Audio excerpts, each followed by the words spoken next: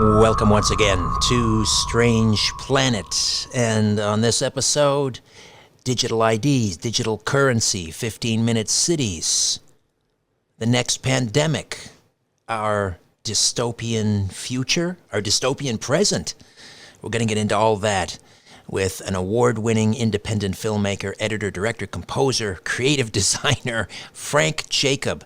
Has been producing compelling documentary and commercial films for a diverse and exciting range of broadcasts and brands, from forbidden archaeology to sexy cars, consciousness to extreme sports, from story development to camera work, music, sound design, graphic design, and motion graphics. Frank works at all levels of the production process on all industry standard and creative software platforms, and we'll tell you about I'm not sure if we can still view the webinar, A Tale of Two Timelines. It might still be available. He'll tell us about that and some of his other projects. Frank Jacob, welcome aboard once again. How are you? I'm good, Richard. Nice to be back. How are you? Very well. Last time we spoke, I believe we were on Coast to Coast, and we were talking about Project Looking Glass and the Chronovisor and other things. First of all, I mentioned the webinar, A Tale of Two Timelines. Is that still available online somewhere where we can watch it? Absolutely. Actually, sorry, it still is. Maybe you can cut that part out. Yes, the webinar is still available. It's still online. And the nice thing about things that are online, such as those, is that people that join the webinar then can later go back and rewatch it multiple times to catch up on some of the more difficult passages. All right, and we should mention some of the films. Packing for Mars. We might have touched on my the podcast the last time. I don't think we got into that on Coast. Strangers at the Pentagon, the Klaus Donna Chronicles, which I don't know if we'll have time on this episode, but we could do a whole coast to coast show or a couple of podcasts on that as well. Let's just talk briefly about the Tale of Two Timelines. Let people know what that's about, and then I want to get into some of these other topics. Sure. Well, the Tale of Two Timelines came about actually after I sort of broke a story last March about a group of whistleblowers or participants, let's say, that were working on something called Project Looking Glass.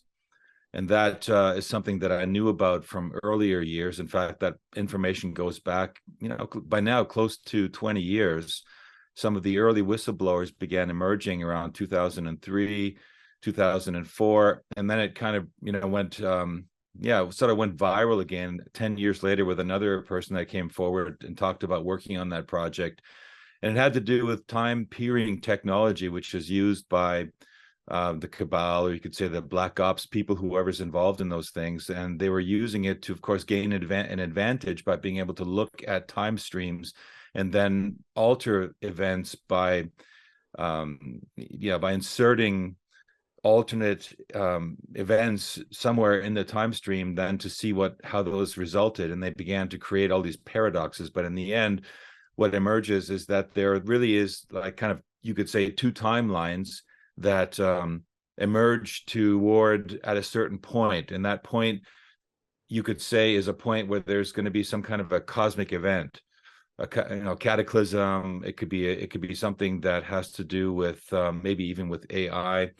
But it was interesting to explore that story, and so I decided to go deep into that whole Looking Glass project again and mine it for whatever was there. And I found so much information, not just about Looking Glass, but also about extraterrestrial contact with human beings that had to do with future humans.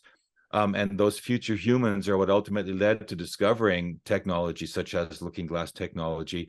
And that led to kind of a timeline war. And I guess at that point was at the very latest that we discovered that A, there's other entities, sentient beings in the universe beside ourselves, and B, there was a kind of a timeline war. And what was that timeline war? And so that's what I explored in that webinar. And it really boils down to really this idea between a synthetically dominated, artificial intelligence dominated, materialistic timeline versus a natural timeline where human beings discover hidden potentials in their own biology that turn them into kind of that lead to a quantum evolutionary leap in our evolution. So we steer away from that, more materialistic and more toward a spiritual timeline, and identifying all the different markers that would identify what those particular qualities are in each of the timeline.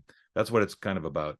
And so the elites are trying to stage manage events so that their preferred timeline, which is a dystopian future, as you say, dominated by artificial intelligence and perhaps, well, we'll get into this, maybe,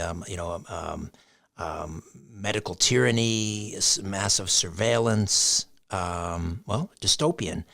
So they want to Yes. stage manage events so that that timeline becomes the dominant timeline and succeeds. Now, and they're using this Project Looking Glass as a tool to that end. You mentioned time travelers. I mean, so is this alien technology, or was this technology, this Looking Glass technology, developed by what would they be, our descendants or our ancestors in the future? Yeah, that's an interesting, concept, right? Are they our descendants or our ancestors? Well, the fact that they are humans that came back would make them us in a way. So it's time technology developed by us. However, there is mention of them being found in sort of sealed cylinders in the Middle East, and that the technology originally was placed by Sumerians. So it goes back quite a way, and I think that it's only maybe one of several different time manipulation technologies which we've been exploring, or which certain factions have been exploring for quite some time, really. And there's been several characters that have come forward and told us stories about their involvement in time travel technology, which is another thing altogether. I mean, Looking Glass is not time travel in a sense. Well, I guess, it's hard to say. You could almost say it is too, but it's just it's different than things like something called the chronovisor, which is another time peering technology, which then later was combined with teleportation methodologies developed by Nikola Tesla. And a certain whistleblower emerged, or somebody who, that I think you mentioned it before, Andrew Bishago, Yeah, who was Project Pegasus.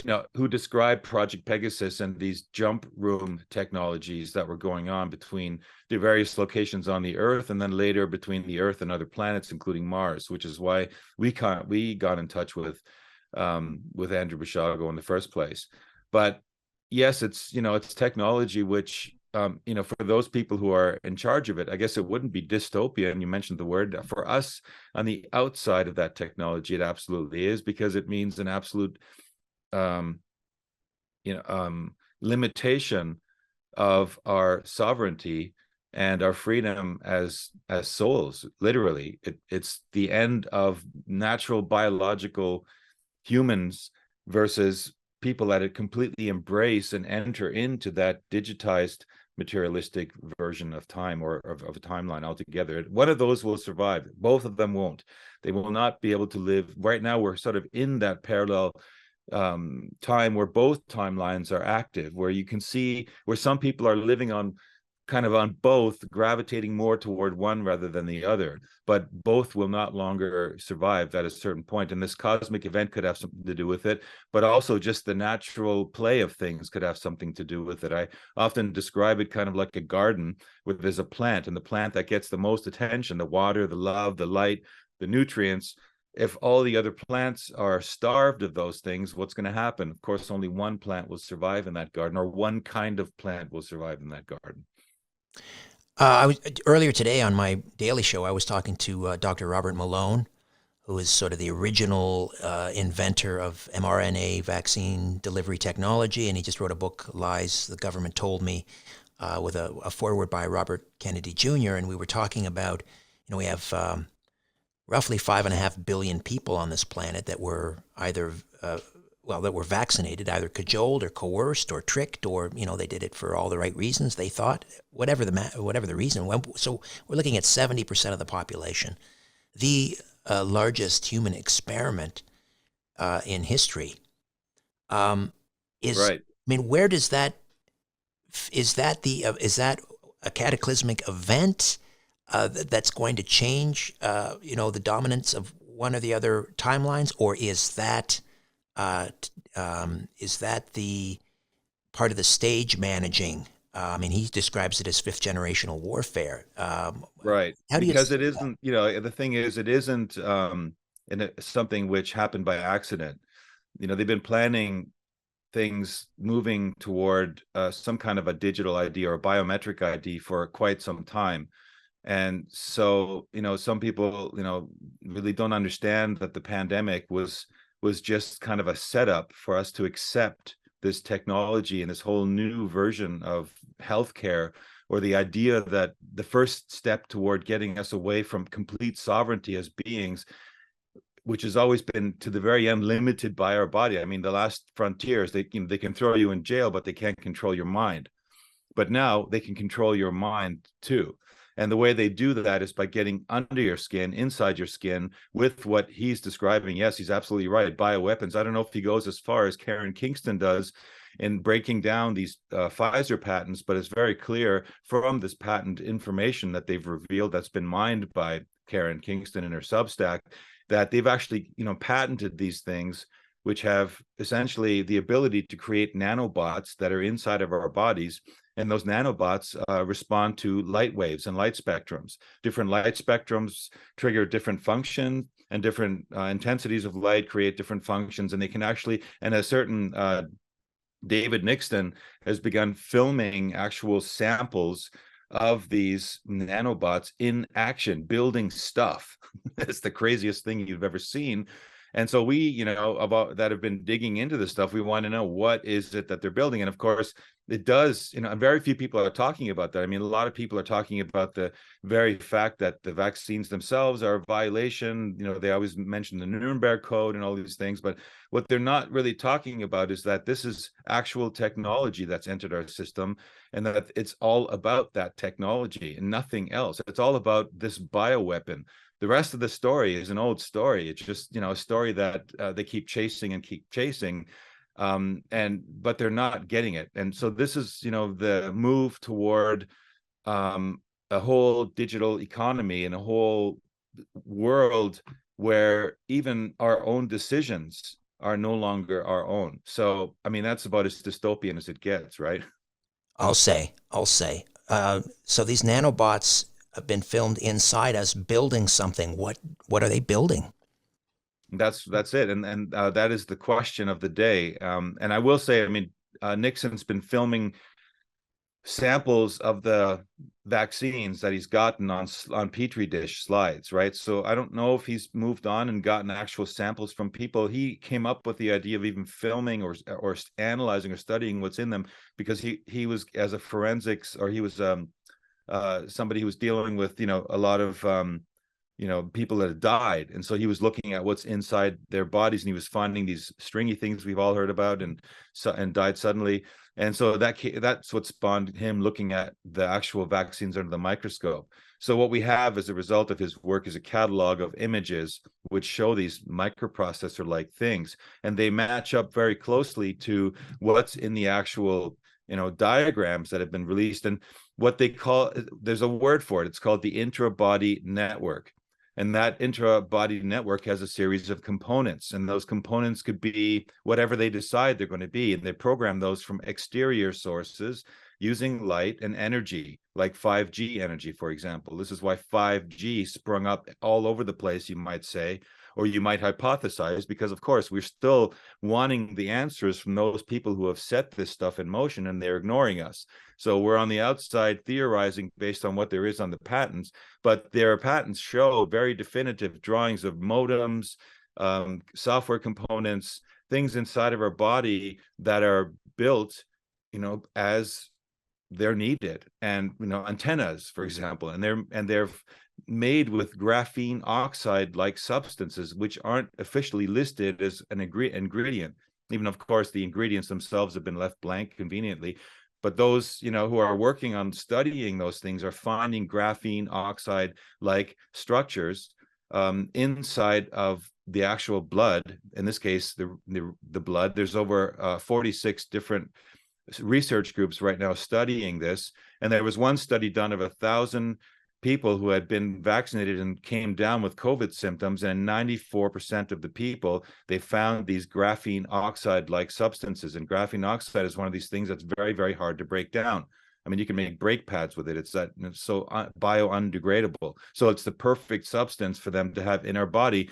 And even though it's not listed on the ingredients and you can't really find it, in a sense, if you just take a regular blood sample, if you look at it from a frequency perspective, it suddenly appears. And the crazy thing about Nixon's work is that, taking it one step further, he found that when he was looking at this stuff under his microscope in a non-shielded environment, in other words, one getting electromagnetic frequencies, as we all do every moment of our lives, as we're living in this, swimming in this, world of electromagnetic radiation in the meantime, he found that when he isolated them in a Faraday cage-like environment, they actually disappeared. I mean, they were building, it looked like things were building stuff. Little arms came into being and building little square things, and then they would vanish. And he was like, wow. And then he put it back under the non-shielded environment. What happened? It reappeared and continued on from where it left off. I mean, this is really alien or whatever technology. I mean, maybe it's future human technology, but they talk about these abduction cases and genetic manipulation. Well, all of this stuff kind of fits into some strange big puzzle. Sounds almost like we're talking about like quantum nanoparticles that are interdimensional, right? Non-locality. Very good point. They call it quantum dot technology. And it actually does go outside into other dimensions to operate. Very, very hard stuff for most people to understand, and totally being ignored, except for people like us talking on this fringe level of society. But it is nonetheless just as real as reading the headline of a regular newspaper. So I guess it would stand to reason then the elites, whatever they're giving to the us useless eaters, they're not taking that in their jab, or if they're taking a jab at all. Or are well, they? if we look at the, sorry, go ahead. No, I was just going to say, or are they? I mean, is this part of a transhumanist agenda that they're on board with it as well? Well, the interesting thing about that is when we looked at the Guardians of the Looking Glass videos that emerged, that I did that story on last year, which led to the Tale of Two Timelines, they were talking about essentially this vaccine being a critical aspect of changing our bodies on a genetic level, so that when this cosmic event takes place, we are switched off.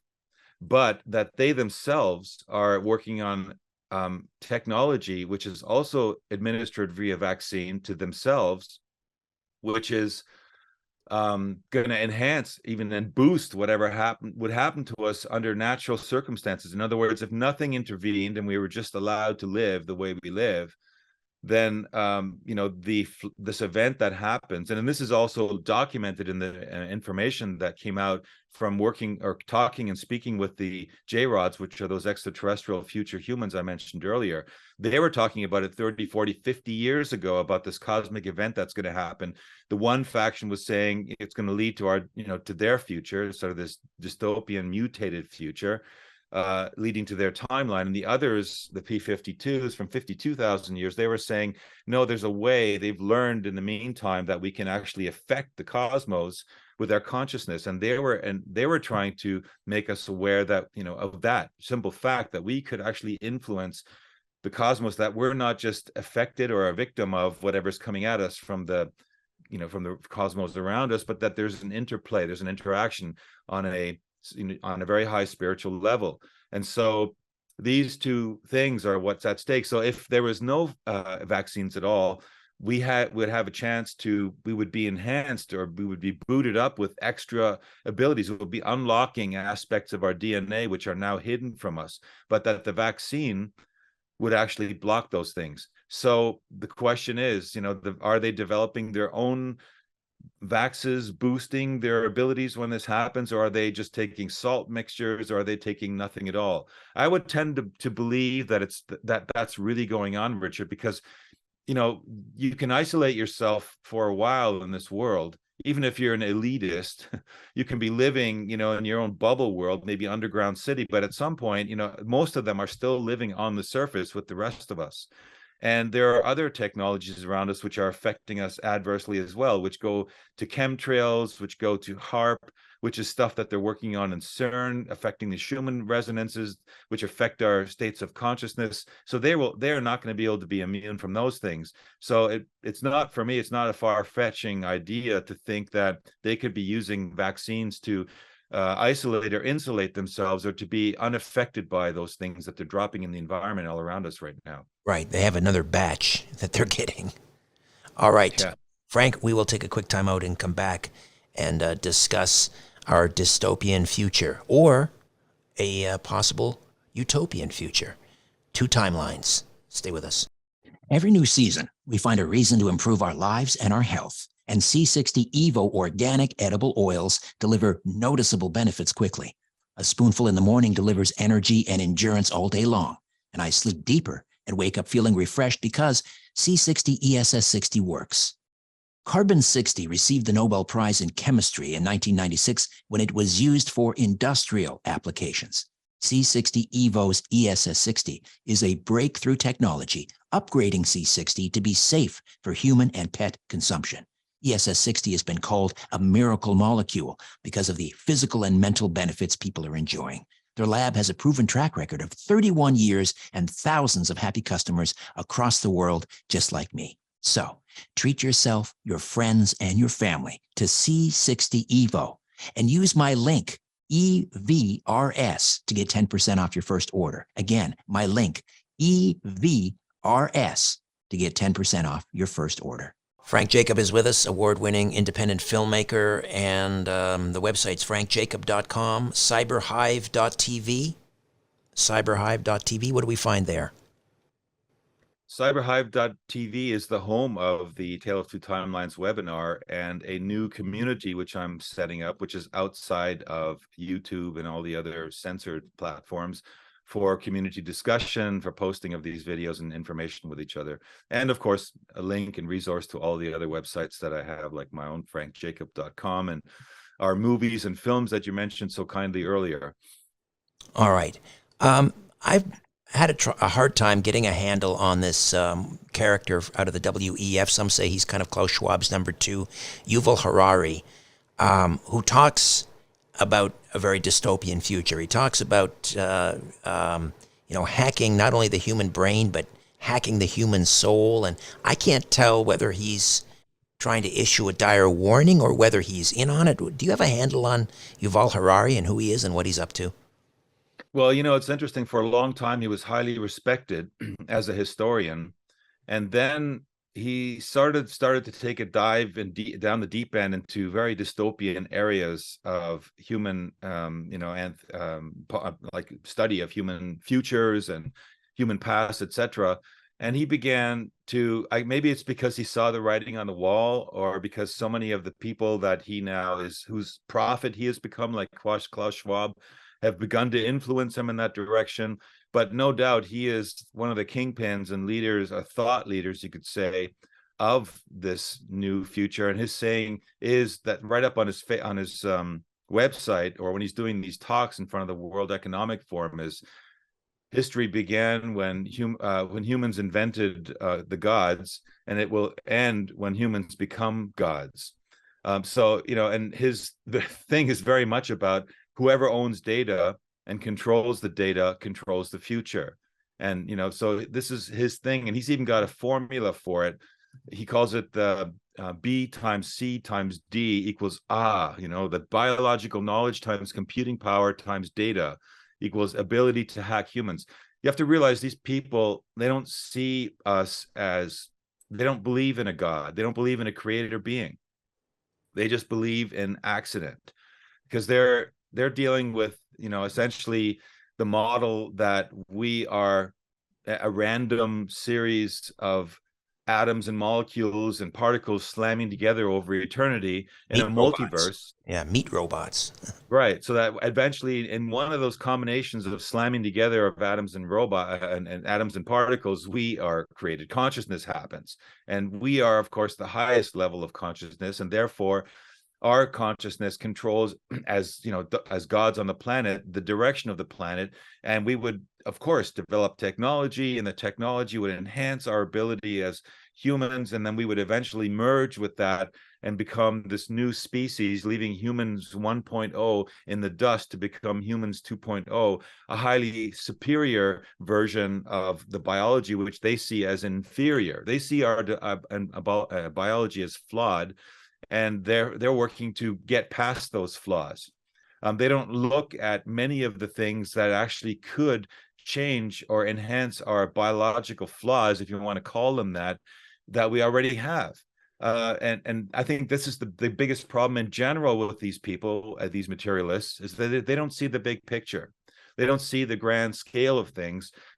So they're easy to criticize those who are coming up against, any of these developments and saying that we're just conspiracy theorists. But if you look at the whole picture, you see all the elements fitting together. And if you study all those elements, you realize that there is really, there's been kind of an unconsciousness, that has emerged as a result of denying our soul, of denying ourselves as a creative being made by a grand creator, that gives them they believe the right to dominate and to usurp and take over the timeline that they're trying to create, because they're like, it goes right back to the Darwinian model of the fittest. The fittest will survive. The competition is always the strongest will survive. So their idea of strong has nothing to do with these finer levels of reality, which live in the spiritual domain, the spiritual dimension, outside of, maybe even outside of our 3D world. I believe in an immortal soul. I mean, that separates me and others from the materialists, as you say, who look at us as these meat robots. What happens though? Any thoughts on what happens to our spirit, our immortal souls, if we take the vaccine? I of course I can't give you a personal report on that, but I have some friends and in our network that are studying people on an energetic level who have had the vaccination, and they are reporting that there's a kind of a disconnect between their spiritual body and their physical body. There is this energy body that we have that's even been measured scientifically with scientific instruments, just not in the mainstream science, you could say, that identifies another form of body, an energetic body that we have. And that might be where some of these higher energy levels and higher forms of consciousness reside.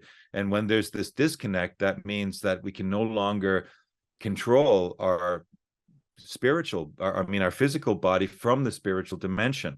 And even that whistleblower who was called Gideon, who emerged at the very last end of the Looking Glass Guardians videos, was this guy called Gideon who was talking about an emerging new software based on digital currency, which he went very, very deep into talking about things that are, you could say, on the spiritual level. And he was saying that exactly that is what the plan is all along. It's about breaking this connection between our bodies and our souls.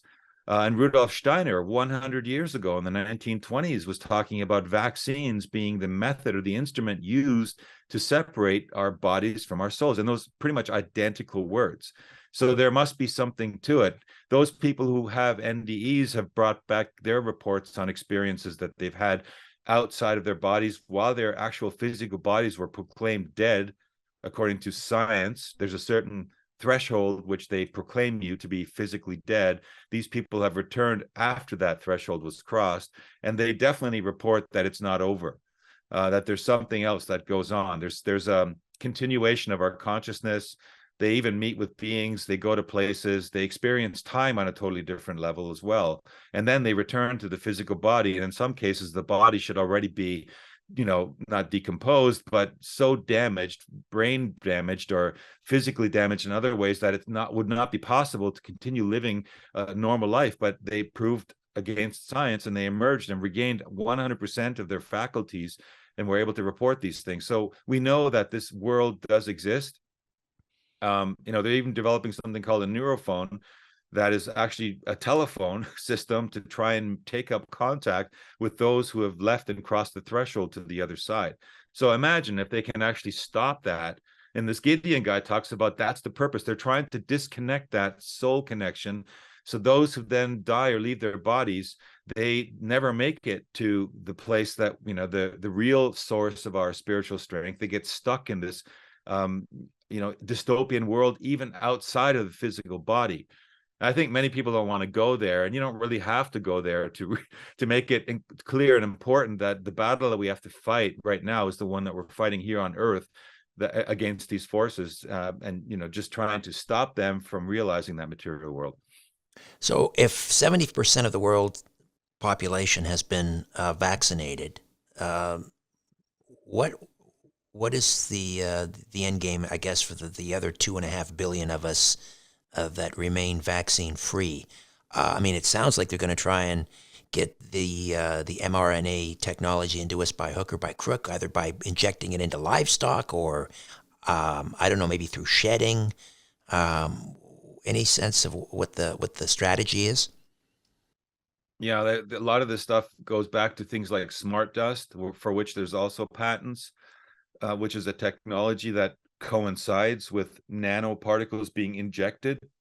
It's actually in the environment all around us. And so there's that, not to be discounted. They're talking about these smart cities, right? They're talking about installing this technology all around us. It's all pervasive, all penetrating, so that there's no escape from it. But for them, of course, they want that. They think that's cool. So for them, it's like, my God, it's everywhere. It'll be utopia, right? But for us who who respect sovereignty and wants any kind of idea of individuality and anonymity, it's absolute hell. So there's the smart dust, and there's also, they've done blood analysis of people who have not been vaccinated, and they have found the same similar kind of weird structures inside of the blood of those people as well.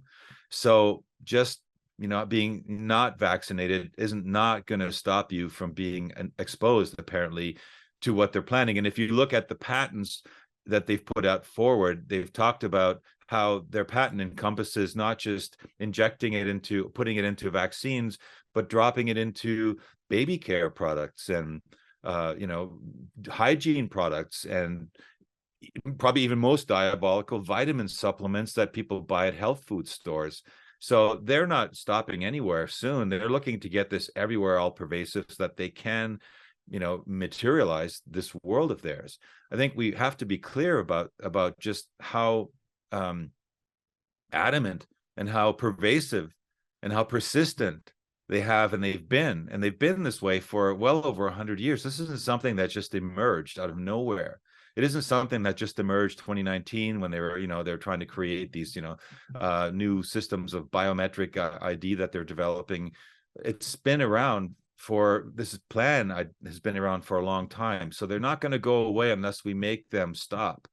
And that means we have to actually confront them with what they're doing, or they're going to get away with it. It's quite simple. Frank, another timeout awaits on the other side. Back with more of our conversation. Frank Jacob, filmmaker. Stay with us. November reminds us to be thankful and focused on boosting our radiant health before winter. And I use a potent remedy that's improved the quality of my life and deepened my sleep as well. I take C60 Evo olive oil every morning, and I have a lot more energy and mental focus all day long. My workouts are easier, and I have a lot more endurance. If you're into competitive sports, this is a game changer. Health is our greatest wealth, and Pura C60 ESS60 really works. ESS60 is a breakthrough technology delivering the carbon-60 miracle molecule for humans and pets. Check out the C60 Evo holiday gift collections for everyone on your list. They make amazing skin, lip, and hair repair serum that deliver noticeable results quickly. C60 Evo's lab has an impressive track record of 31 years and, of course, my personal recommendation. You deserve the best remedies on Earth, and so do those you love. Buy direct from the lab and upgrade your life today.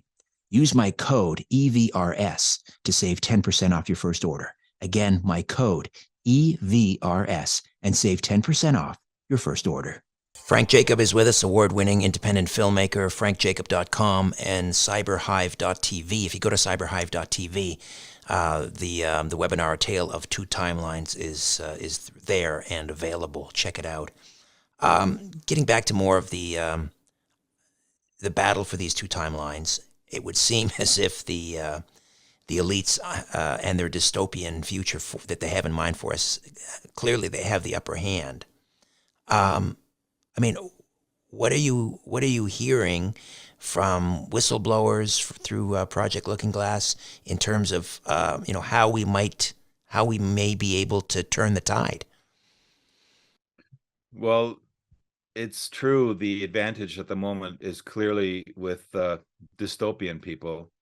And there's a lot of people out there in the alternative scene who are hailing that it's over, just watch the plan unfold. Everything's being taken care of by certain white hats. And I'm just, it's so sad to hear that, because this is a very specific psyop that, that is known. There's different kinds of psyops that have been used really over the centuries. There's demoralization psyops, there's disinfo psyops, there's false flag psyops, and there's stand down psyops. And stand down psyops is what we're looking at when people say that the white hats have got this, that we need to just chill, watch the plan unfold, and that these good guys somehow on the inside are fixing things. Now, that's great if you're somebody who woke up in the COVID crisis, and for the first time in your life began to question the reality around you and say, wait a minute, something's not right. There's there's these people that seem to be steering society in a very dystopian direction. And I think that's wrong. And you begin to kind of wake up and look at what else is going on. But for some of us that have been studying these things for 30 or more years, we've seen this, proclamation of the white hats coming to fix things for the last 40 years, Richard, and they haven't done it yet. Okay. So I'm just like, how much longer are we going to wait for them to come and fix it? They're not coming. Okay. You might as well just assume they're not coming. Okay. Because what would that do? If they were no longer coming and you really cared about humanity in your life, what would you do? Well, you would get busy. You would start to, if nobody's coming to fix it, you would try to fix it yourself. You would align with others who are also interested in trying to fix it, because if we are all there is, like the Hopi says, we're the ones we've been waiting for, then we need to get busy. And the first thing we do to get busy is we accept the fact that there is really a faction of people who are moving us toward this materialistic timeline, who are not interested in helping those who are more on the spiritual end of things, who are not interested in this idea of a spiritual timeline, of a timeline where their technology is not the dominant force. And once you have accepted that, you can see, clearly in the media all around us, you can see signposts for their agenda. The latest one is, Biden negotiating a deal to give the World Health Organization authority over U.S. pandemic policies. Okay, if the good guys are really winning, why is it every day you wake up, you find another stupid headline that's talking about another step forward toward locking us out of our reality, of our sovereignty, right? So once you begin to see the picture, then you are no longer giving your energy to it unconsciously. One of the reasons they're succeeding and they have an advantage is because they're literally, the people talk about something called lush, where our body's energy is given to some parasitic aliens, or maybe even AI.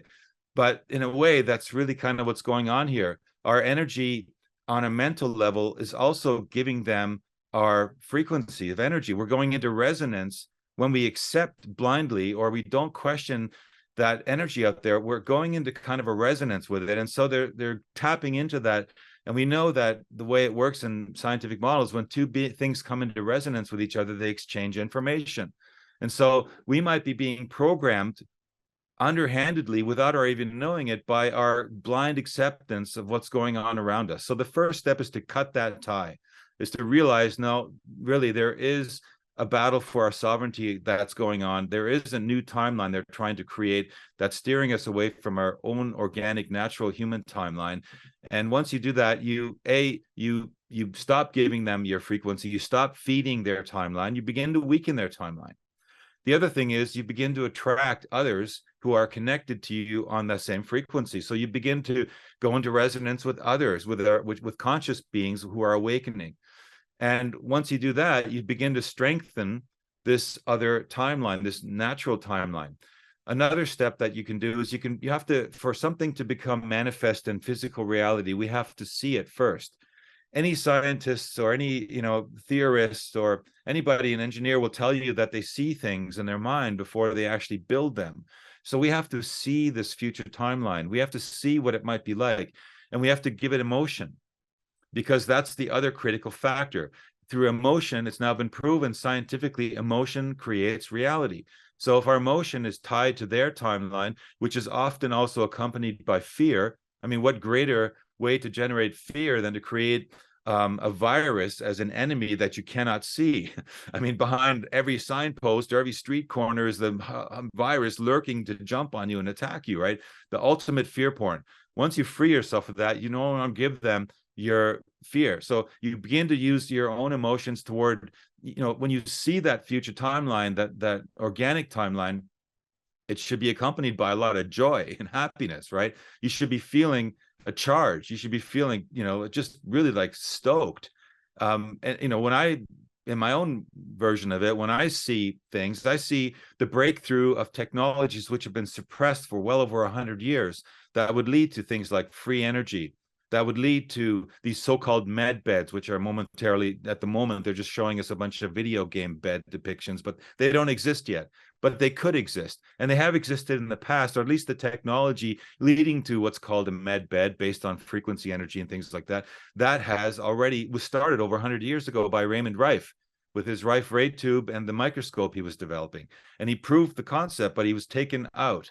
So, in my timeline, I begin to see that we recapture this kind of technology, and it generates, headlines in a new timeline, and it generates the energy and the confidence in those people who are maybe a little bit doubters still, who don't believe that it could happen. It strengthens them, and we begin to fight a numbers game where we save people that are locked in the other timeline and give them hope, because people feel, I believe, Richard, people feel there's something wrong. They sense there's something wrong, but they don't know how to identify it. And they maybe don't know what to do about it. But when other people begin to emerge, and that's the fourth factor, is there has to be a safe ground for them to be there, to exist. We need to establish a place where technologies and ideas can live unencumbered by censorship and by being attacked from, the goons who are operating on the other timeline, who are trying to prevent that through things like machine learning fairness, or Operation Jigsaw, which they're developing right now, which is literally equates to the artificial intelligence version of burning of books, the digital book burning of the world that's coming in the very, very near future. That's the next step, because if they can succeed in stopping us from sharing information, and they can succeed in blocking information that we might need, that'll give us what we need to enhance our timeline, our vision of the timeline, with information about technologies and things that are out there. If those things are suppressed, it's, game over. So we need to be fighting on all these fronts. We need to make ourselves aware, and we need to approach, and I guess that would be another step, approach those people we've given our power to in politics and say, wait a minute, I need you to look at this. This is the technology they're developing. What is your comment on this? Because you don't talk about it, because this is leading to this dystopian future. Or you don't even have to use those words. You can just say it's leading to a future where we no longer have sovereignty. Are you into that? Is that what you're into? Have you been briefed about this? Do you realize that in the next 5 to 10 years, 40 to 50% of the workforce is going to become replaced by automation based on artificial intelligence? Are you aware of that? What is your contingency plan for that? These are hard questions. We need to learn things about this dystopian timeline in order to ask the hard questions of those who we've given the power in our elected officials to. It sounds that simple and that complicated all at once. Much of it is done on I guess, mass consciousness level. I'm kind of a boots on the ground kind of guy. Like I need an assignment. Hand me a shovel. I don't know. Like, what else? What do I do? Well, that's part of what you could do is just when you're putting together in the focus of, in your particular world, you're putting out radio shows and you're putting out information. So, putting your information out, targeting these agendas right now, for the most part, is important, because we could be talking about all kinds of cool stuff, and that's what's going on as well. There's this flood out there of new information like Tartaria and the flat earth, which some people believe, and rightfully so, is a psyop in its own. And these ideas that people go, wow, that's cool, and they zone off, right? I mean, it's just, we have to put information about the important stuff out there right now. So in your particular case, I can only recommend you do a series or a focus on this kind of information to the widest possible audience out there. And you get the most knowledgeable people on the shows to discuss these things. And that will probably help maybe wake up more people, because we need to wake up as many people as possible to succeed. The other thing is, once you've woken up, so you never know who you're going to reach in these shows. It could just be one person. That could be that one person who has a connection to some senator who has enough power to make something happen. He walks in and shows them this, and that senator is affected in a very deep way and profound way. And that senator begins to actually operate maybe rogue within the system and begins to wake up others in his circle. So we have to also believe that that something like this is going to happen. There's going to be this critical moment, this critical mass threshold, which we're going to surpass. So each of us individually can do only what we do. Every one of us, if you break away from that system matrix thinking and you begin to form and shape your new world and the new timeline, we all have our own individual assignments. We'll find that when you tune into it, when you meditate, or when you just go into stillness and you ask yourself, your higher self, what can I do? What can I really do? Well, look, I'm just a regular guy too. And I wrote an article a year ago. That article went viral, and we figured out that by the end of last year, over 3 million people have been listening to that information that we've been putting out about Looking Glass and the timelines. So we definitely made a dent, and that's just me. I mean, I could be anyone out there could do anything to affect his environment. Just believe it and know it. Actually, knowing is better than believing. Leaves are like trees. They fall off and you grow new ones, right? Last question. Are there any whistleblowers with regards to Project Looking Glass who still have access to that technology, who would be able to relate to the public by whatever means that, they've noticed a shift in the timeline, that all our efforts are starting to pay off, that would be, a very hopeful message to learn, hey, we're gaining some ground here, or, we got to pick it up? Well, specifically, no, because they seem to have been attacked and wiped off the map, basically. The last person they introduced to us as part of their information dump was this Gideon guy who was talking about CSRQ, which is this new digital programmable digital currency, which is coming our way. And that's also a very important topic. We might have to cover that one in another show. But essentially, these people gave us the signals, and it's up to us to take it and run with it. And I think we're doing that. I think we're actually seeing some effect. I would have to say, judging by how there's been a few, you could call setbacks out there that the cabal are experiencing. There's been people in their faces with cameras following them around. There's been slowing down of certain policies. Some actual politicians are beginning to start lawsuits toward vaccination companies that are holding them accountable. And this accountability is going to be key. We're going to have to see a bit more of that, I think, for it to really take hold. It's, because accountability gives people the awareness and the signal that not just people are talking about it, but they're actually holding people accountable, and the accountability is being demonstrated. In other words, people are losing their jobs, they're being put into jail, they're being called criminals that they really are. And the inside workings of that cabal will begin to frazzle. And I think we have seen some of it. We just need to see more of it. And therefore, we need to embrace the idea of us individually as the white hats, and not think that there's going to be some group. If there are people, and I'm sure there are people in every organization who are maybe a little bit more conscious and aware of what's going on, even in high-level organizations, I guess you could call them the white hats, but they need to wake up too. They need to be triggered enough to put everything on the line, because literally everything is on the line right now. It's us, like biological humans, or the machine. There is no, there's no one way, there's no two things operating in together in harmony, because eventually, if both are living together in one timeline, they are diametrically opposed philosophies and ideologies. They cannot live together and cohabitate. Unless you really literally divide the world in one half or 3/4 and 90% of the people who are embracing transhumanism, and then we have our little island, Madagascar or something, where the natural biological humans get to live unimpeded. Although I think that's kind of idealistic to think that that's going to happen. Yeah, they won't allow that. Frank, great speaking with you again. Again, I'll direct people to the website cyberhive.tv, and you can access the webinar, A Tale of Two Timelines.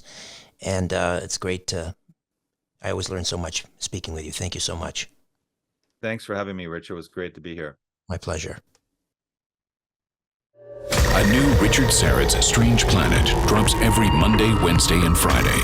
Subscribe at strangeplanetpodcast.com.